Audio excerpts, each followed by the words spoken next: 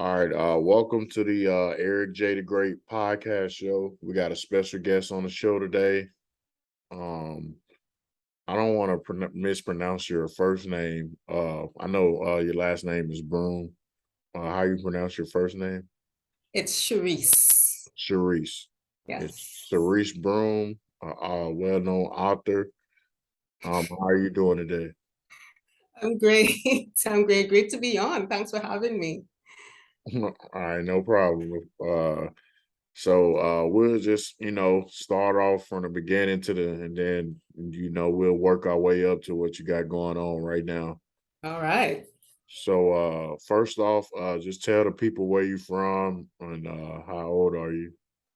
Okay, well, I am from the beautiful Twin Island Republic of Trinidad and Tobago.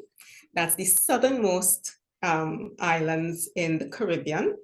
And I am 40 plus. Oh gosh. I'm Okay. not complaining. Okay. So what's the first thing that come to your mind when you hear your hometown? My hometown. I'm very proud of the young people. There are a lot of young people in my hometown. And so I'm very, very proud, and I always have very much expectation and hope for them. So that's the first thing I think about when I think about my hometown, that just how many youths, how many young people there are, and how talented each and every one of them are, and each one of them is, and that they have a lot to give.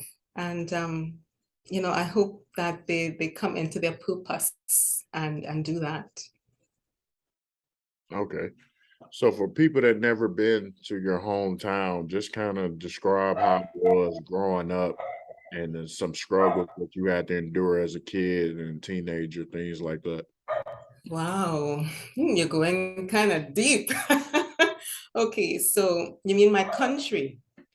Yeah. You mean when you say my hometown, you mean my country? Okay. So let me see. So Trinidad and Tobago, we have a colonial past, right? So we were colonized by the British. And even today, a lot of our systems, our school systems, are influenced by the British system. Even the parliament, the legal system is based on the Westminster system. However, the media is almost, we're drenched with American media. So you have two worlds, well, actually three worlds colliding. So what I would say growing up, some of the struggles that I would have had growing up was because of my complexion. I am Black and very Black. And so I did have some challenges because again of our colonial past, lighter skinned persons would have got a different response rather than darker skinned. Now things are getting a little bit better, and the media is turning around the image of the Black person in people's minds. So that is turning around, but it was not like that when I was growing up. So there was some racism because of our colonial past. So I did have that struggle growing up, and it did affect me to a certain degree. Okay. So did you have a two-parent household growing up and any siblings? I have five wonderful siblings. I have four sisters and one brother. And I've got three awesome nieces and two wonderful nephews and lots of cousins around the world. And no, I did not grow up in a double parent home. I grew up in a single parent home. So my mom, who was a school principal, a primary school principal, she's Joyce Noel Broome. She raised us all on her own. Okay. Yes, my hero. So what activities were you into as a kid? Did you play any sports or do you did other Yes. Just today me and mom, we were just sitting down on the couch, just looking at athletics. There's hurdles and stuff in some country that I never heard of. And yes, I was into athletics. I was a sprinter when I was younger at Phoenix Sports Club in Arima in Trinidad and Tobago. And I was a 100 and a 200-meter athlete. So yes, so I was into sports. I love running. I love running. And my mom, she's from the country. She grew up in a little village called Toko. It's a beach a community, so it's near the sea. So she grew up on the beach, running on the beach as well. So I love running as well as a young girl. And that talent, while I was in primary school, that talent was cited. There was some persons that had their eye out, and they caught my eye, their eye caught my running, and they suggested to my mom that I take part in a club, that I join a club and just start training athletically. So that's what happened. Yeah. Okay. So did you have anybody in your family that was an author or involved in that business growing up? Not that I know of. Not that I know of. Not that I know of. No, no, Okay. no. I think well, from my knowledge, I think I'm the first. There's no history that I know of any other broom that were authors. Okay. So what led you to writing books? What led me to write books? I think I was always a lyrical person. I was always a literary person. I loved reading. Because my mom was a teacher, and a lot of my siblings were also teachers. I grew up around a lot of literature. And so I think it was just a natural progression. And I also think it's part of my purpose as well. Um, so I used to scribble. Other than running, I used to scribble. I used to draw a little bit as well. And so I just had writing. I just had poems and stuff all around, nothing official. And then when COVID struck and affected everyone, the entire world, I also lost my job. And so that was different. So it put me in a different place. And I also was at school while that happened. I enrolled into college, I enrolled into university to do a diploma program in Caribbean Sign Language interpretation. And one of the assignments we had to, to sign something that we loved, a poem or a book or an essay that we loved in Trinidad and Tobago Sign Language. And I had to enlist the help of a company, Deaf Pioneers Life Center, and they helped me to sign. They coached me to sign a little bit of one of my poems, and that's how it started, I think, because the coach, he didn't know that I was the author of the poem. He was coaching me. And so he asked me, well, who wrote this? It's such a beautiful poem. And I told him it was me. And, he really admonished me. And he said, well, why are you sitting down on your talent? You need to do something with this because it can affect the world positively. And that, I think that was the encouragement that I needed, a big brother, a big brother. And he just kicked me in the butt and told me, get off your laurels and do something with the talents that God has given you. And so I did. I started asking questions and getting answers. I wrote down, I got a book just for publishing, because all of my books are self-published. And I just got going. I just got off my behind and I started doing something with my writing. Okay. So I will assume that you wrote a lot as a kid too, right? Yes, I did, but there wasn't anyone, I think, per se to direct it in an official sense. So I just had it there. I just had it there. They were just, the writings, the musings of a young girl. And that's what I would call it, until now. Right. So as far as the book writing goes, um when did you get on the journey of writing your first book? And that situation you just described with your friend basically giving you a little push to just go ahead and pursue it. When did you get that confidence to know that you really could write books like consistently? It started there. It started there because persons have spoken to me, and I don't know if you know much about the prophetic ministry, about the prophetic, and it was spoken into my life that I should write, a long time ago, but I just didn't have the confidence. I didn't have the confidence, and I didn't know. I just didn't have the direction. I didn't know what direction to go into, who to ask.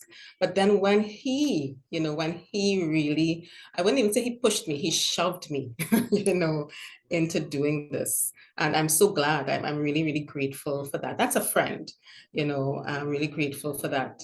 And and then what did I have to lose? I think also, the knowledge, the knowledge and the acknowledgement that, life is so much shorter than we think it is. I think COVID really taught a lot of us that. If we didn't know it before, we got a reminder, and I lost a lot of friends. As a lot of us did, I lost a lot of people. And, I started to think to myself, I don't want to leave this earth without giving what it is I came here to give, what I was sent here to give. So I think each person, God has sent you here to fulfill a specific purpose. And it will be remiss of you to leave here without fulfilling that purpose. So, I started to think, I don't want to go to the grave full. If I were to give an account as to what I did with the talents that God gave me, what would I say? I didn't have an excuse. And so even all of that thinking, I started to say, look, let me act, let me do something. Because if I were to die tomorrow, I don't want to have to give an account, to look to God and not have an answer as to why I didn't do with my talent what I was supposed to do. Right. Yeah, that's a good reason and a good story, to look back on as far as like your purpose in life in general and as far as writing as well. Um so as far as your books, when did you write your first book, and just tell the people the title and general um information of like what it's about without telling too much. Sure. So the first book that I published is called Awesome Father from Awesome Me. And it's a book about, excuse me, it's a book about identity, right? So that's a big thing, right? With kids especially. A lot of children don't know, who they really are and why they're here. And that has caused a lot of suicides, a lot of challenging behaviors because they just don't know who they are and they don't know their worth. They don't know how valuable they really are. So this book is a poem. It's written in a poem form, and it's called Awesome Father from Awesome Me. It's available on Amazon, and it expatiates, that's a word in Trinidad and Tobago, it expatiates how beautiful the world is and how beautiful the creator of the world is and how beautiful the person in the mirror is. So just like you, Eric, I mean, God has created you awesomely. There's a part in scripture that says that you are wonderfully and awesomely made. So that's in the book so that children know that they have value, and so it's a book about identity. And it's also a book about boasting about Trinidad and Tobago, our culture, our language, our food. There are lots of Trinidad and Tobagonian persons in America. And so a lot of them are raising children who never came to Trinidad. So, that book is a really nice little introduction to Trinidad and Tobago for children of Trinidad and Tobago parents born outside of Trinidad. So that was the first one. And then my second book actually is a poem as well. And that poem I converted into a coloring book, and that is Pastel Queen Patsy. And the Trinidadians would know about pastel. So pastels are a delicacy that we love to eat around Christmas time. And it's usually filled with lots of meat and vegetables and stuff. And it's well loved in Trinidad and Tobago. But this Patsy, because of COVID, she had to do something different, So she made the pastels in a different way. And that's the poem. You could get a little clip of it on my YouTube page. And it's also on Amazon. Pastel Queen Patsy is the second book. It's a coloring book. And it's awesome. It's really beautiful. Yes. I must, if I say so myself. So the people close to you can always instill confidence in you to do something, but when you start to physically do it, you want to see the feedback of people that you don't know and is not as close to you as your like family and friends and things like that. So when you went on that journey and started publishing your books initially, what was the feedback that you received not only from where you live, but from other places? If you go on Amazon right now, you'll be able to see some of the reviews.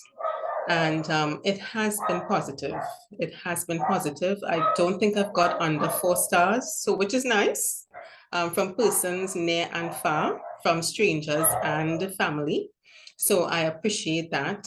Some persons, they would have given me some feedback about, what they would have liked to see better. So I take that as, constructive criticism so that I know how to improve my game. So yeah, so I take the good and the the constructive criticism together so that I could improve for my next books. Yeah. Have you had some people stop you in person about your books? Not yet. I haven't reached celebrity stages yet. I haven't reached where you are, Eric. When I grow up, I want to be just like that. Not yet, not yet. So working on it. Okay. So as far as your books is concerned, now how many books do you currently have out right now? I know you already named 2 of them. If you have more than that, just kind of list the names and what they're about. Those 2 are the ones that are published. The Oh, others are on their way. I do this full time. I write full time. And so I'm always writing. I'm always thinking of writing. I'm always dreaming of writing. So it's my goal, my personal goal is to publish 1 book each year. So of course, if I want to publish 1 book each year, I have to be writing more than one each year. So that's what's happening. So there are lots of books that I have in tow. Some of them are in Spanish, to teach children how to speak Spanish. That one is Silly Stories for Smart Trinidad and Tobago Kids. And I have another one, Marlon Meets Mabel. And that is a Trinidad and Tobago soap opera for teenagers. So that's on the way as well. And there's also one that I wrote even before Awesome Father from Awesome Me. That's called Thank You, Abba. And that's just a devotion. That's just a love story to my Abba, to my Heavenly Father. So those are all of the projects that I have in tow. Plus, if I were to name, I wouldn't name them all, right? But there are quite a few. So keep your eye out. Keep looking on Amazon. Keep looking on my YouTube page or my Amazon page, and I'll be putting out content as fast as I can put them out. right. So what is first question, why do you only do 1 book a year? And then 2, um, what do you enjoy the most about being an author? You asked me two questions. Let me answer the second one first. I really love creating. And that's this to summarize it. I really love creating. Um, I like the idea of creating something new, something fresh, and something fun. Especially for children, I think they have my heart. I mean, I was a teacher as well, so they do have my heart, and I really like creating good content for kids. And so I'm always thinking of them. I'm always thinking, what do I want my grandchildren or my children to learn? What do I want them? I want them to have some information, to some smarts. And I always think like that when I'm writing, how can I impart, some deeper knowledge into the young people today so that they are more aware of who they are, whose they are, and where they've come from. Okay. And all right, you asked me another question. What was it? Man, I'm trying to remember. Yeah, I asked what's usual about being an author, and uh, You could ask me another question in the meantime. It's okay. yeah, I forgot the first question that It's all right. um. So, oh yeah, why do you only drop one book a year? Okay, so it's a good question. Remember when I said that I lost my job for COVID? Right. When COVID hit, it's still the issue. I've been looking, but I just haven't been able to find a paying job at the moment as yet. Um, so it's got a few finances. I think the biggest challenge for me at the moment, because although the writing part is the easy part, I mean, all things considered, the writing part is the easiest part, right? And then you have to get an editor or two, and then you have to get an illustrator. I mean, every part of the writing system, the writing process, it costs money. Okay, especially if you don't know how to do certain things yourself, like the formatting or whatever it is, you need to hire someone who knows how to do it, who knows what they're doing, so that you don't, misspend or overspend what the finances that you do have. And I don't have as much as I used to. So that's the biggest challenge. That's the biggest challenge. Um, yeah. Other than that, I keep writing, and when resources come, I just put out what I can. So for now, I believe that if I pace myself, one a year is what I can do for now. Okay. Yeah, because yeah, I always was thinking because I interviewed a couple authors now, and I was just thinking like when you said once a year, and I know some people that do every 6 months, and some people might do every 2 or 3 months. It just everybody's different. Yeah. Everybody's pocket is different. Right.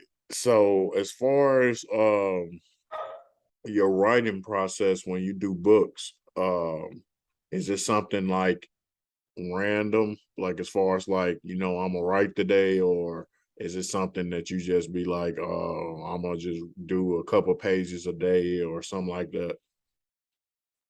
Okay, well, it's a little different because it's children's books, right? So while there might be random inspiration, I might be traveling on public transport and I might hear somebody say something, and it might just inspire me to do a rhyme or something. So the inspiration comes in different ways.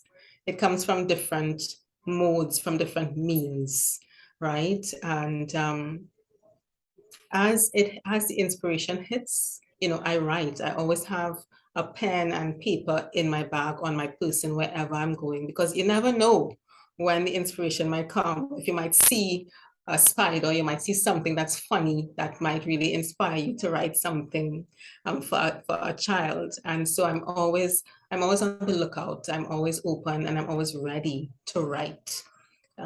Yeah. Okay. So, you've been doing this for how long have you been writing books now? I would say, well, the publishing part, I would have to say from 2020. And as I said earlier, I was just writing. I was just writing and having things at home, but without any kind of, formal plan Okay. until 2020. Yes.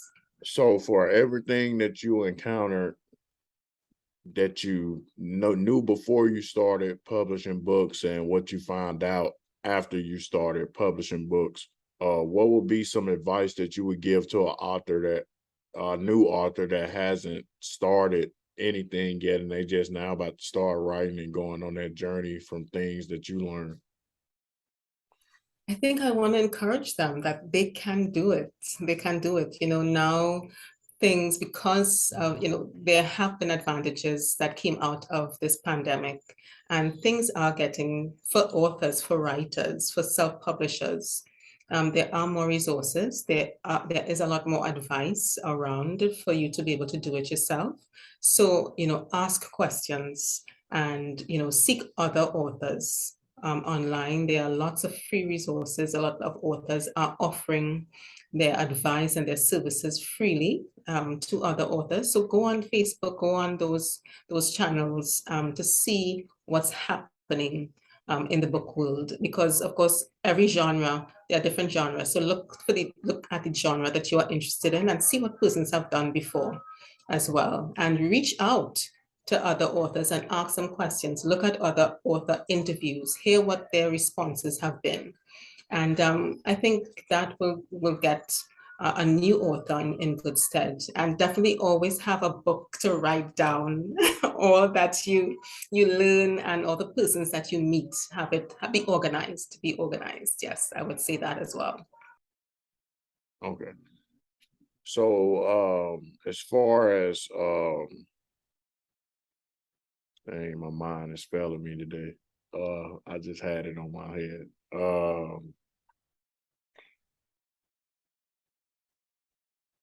Oh yeah. So children books. So I feel like, anything that you write about, like a lot of most authors write about past experiences, like, something they went through in their life. Well, from the outside looking in, that's how I look at it. But I wouldn't know because I'm not deep into that world. But as far as what you're in, as far as, doing the children books, I feel like from the outside looking in, that is more difficult because if I'm writing about something that I've been through, even if it's a biography or just a related instance that I know people can relate to, that's at the tip of my brain. Like all I got to do is just get in the space and just write down the visuals in my head. But as far as what you're doing, like you only can relate so much to your individual childhood because you was only a child once. So I feel like in your instance, you got to have like a real deep imagination to keep writing children books to relate to all these different kids that's going to read them. I feel like that's more difficult. Yeah, I don't know. I don't think it's difficult. I think you could still, yeah, while you were a child at one time, you can still have a childlike heart, right? And as I said before, inspiration is everywhere. I mean, even one of my poems, Mango Mouth Marlin. I mean, that is something that Trinidad and Tobago persons can relate to because we love mangoes here, right? And there is part of my poem on my YouTube page. If you go on my YouTube page, SRA Broome, you're gonna find, a voice of a little video and a voiceover of me reciting a little piece of that poem. And a lot of my books are cultural as well. It's really exposing the culture of Trinidad and Tobago, even our language. And that was something that I found that children growing up didn't know how to appreciate our language. Now, we speak Creole, Trinidad and Tobago Creole here, right? And so the words are different. We speak a different dialect, and it's very important that children know that It's not a bad thing. It's our thing. It's not a bad thing. It's our thing. It's our language, and it's something to be proud of. So my books also have some of our Trini Creole in them, and children can learn that yes, our language is a valid and viable language. It's nothing to be ashamed of. You know, when I talked about earlier that we came from a colonial past, you know, the standard English that I'm speaking now, you know, that's what we were, it was drilled in us, right?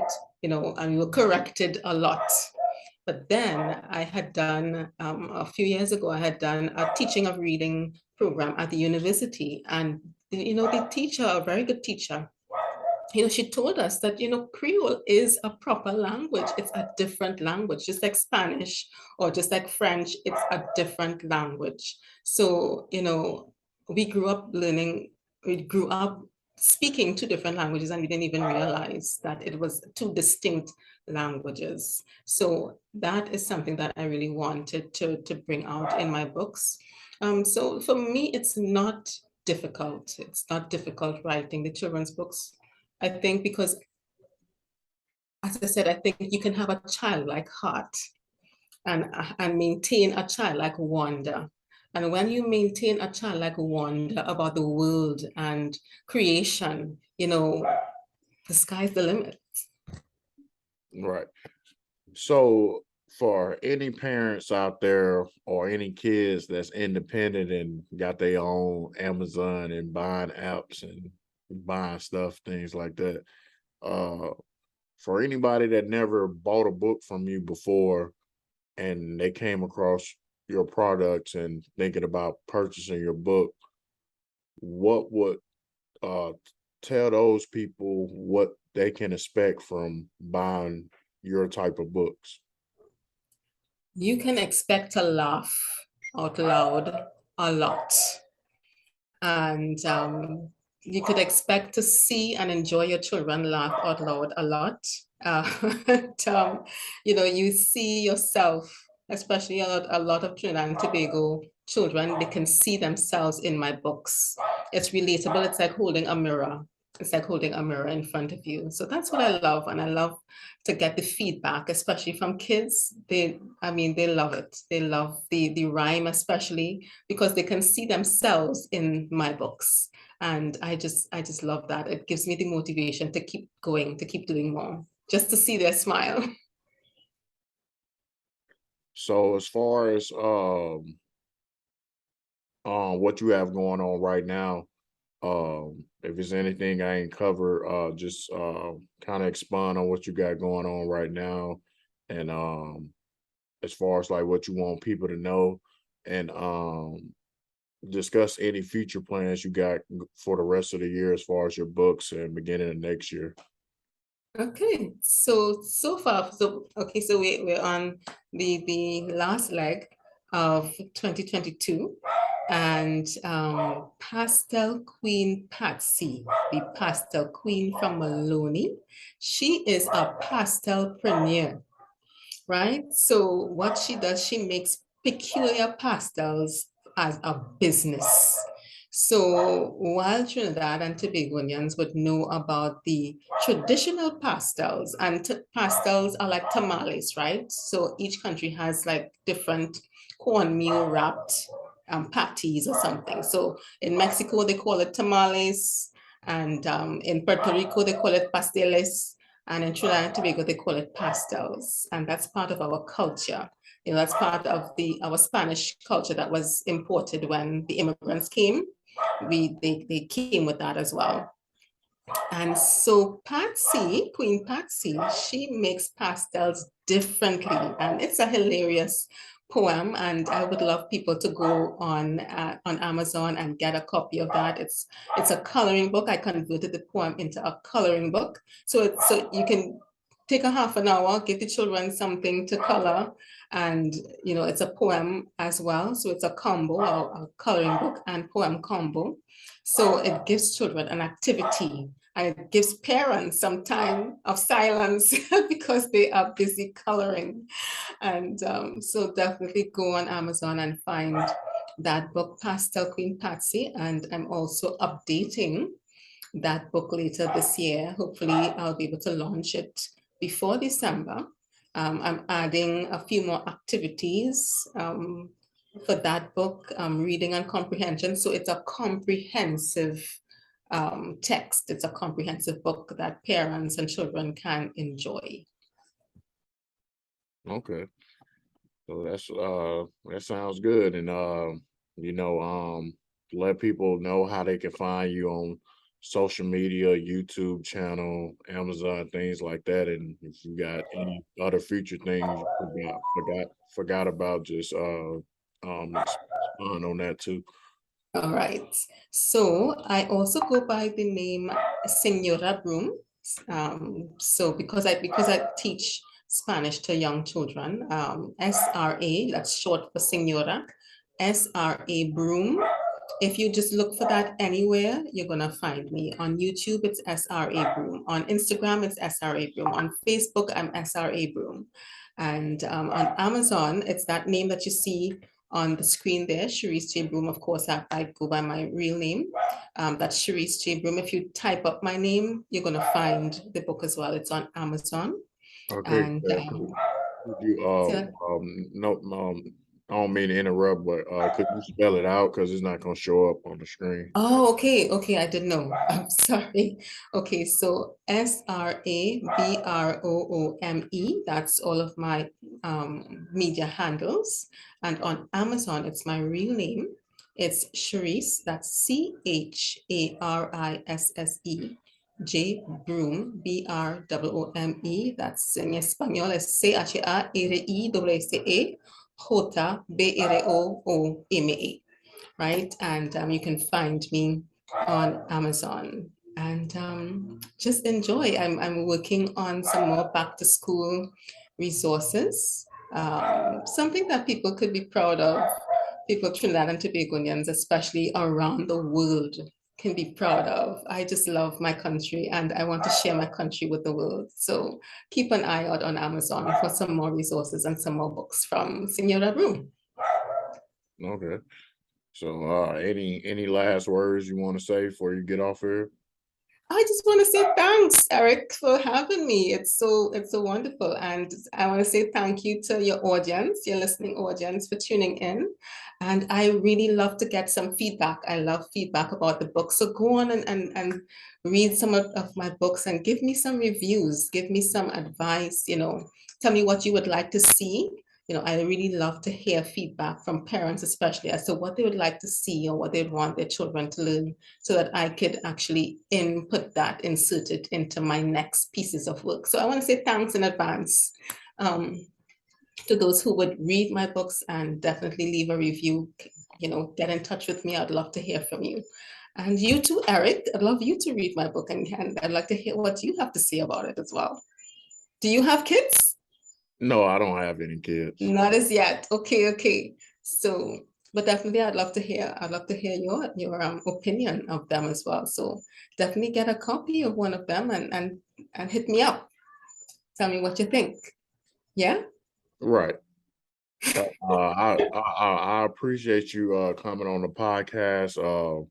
You know, like doing these type of interviews because it's different from the ordinary just real topic conversations that I be doing or artist interviews because you rarely run across authors, like I don't run across too many. I've been running across a lot of them recently, but normally I don't run across a lot of authors. They're usually business owners or music artists, things like that. So um I really like the things that authors do. I feel like it's a very small career as far as percentage wise of people that do it, and I feel like it's a very challenging job. I feel like that's why I have a high level of respect for authors because I eventually want to put a book out myself about my life story. I've been thinking about it for the past 2 months or so. So I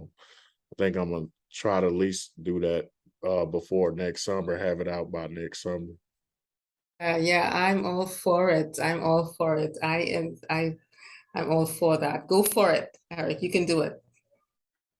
And anytime you want to come on, if you about to drop a book and you want to do a little short podcast episode to promote the book, you just hit me up anytime. And you can follow me on Instagram at Eric J the Great. And I check my email every day, but I be at work a lot, so sometimes I get the Instagram faster than my email because I might be in certain areas with bad reception because I be driving and stuff at my job. So you could hit me up on Okay, I get it. uh All right, great. yeah, Noted. yeah, it's Eric J the Great all together. Just Okay. and and I appreciate you coming on. And if you got anybody else that that needs to come on, you can tell them to hit me on my Instagram, and I'm willing to have anybody on. I enjoy Thank you. doing these episodes. So Awesome, awesome. Yes, I know quite a few persons who would love to come on your show to share, what they're doing. So I'm gonna do that for you as well. Yes, we can help each other. okay. I appreciate it, and I like everything you're doing. I wish you much success, and this concludes today's episode. And you have a good night, and keep up doing what you're Thank doing. you. Thank you. Bye. Bye.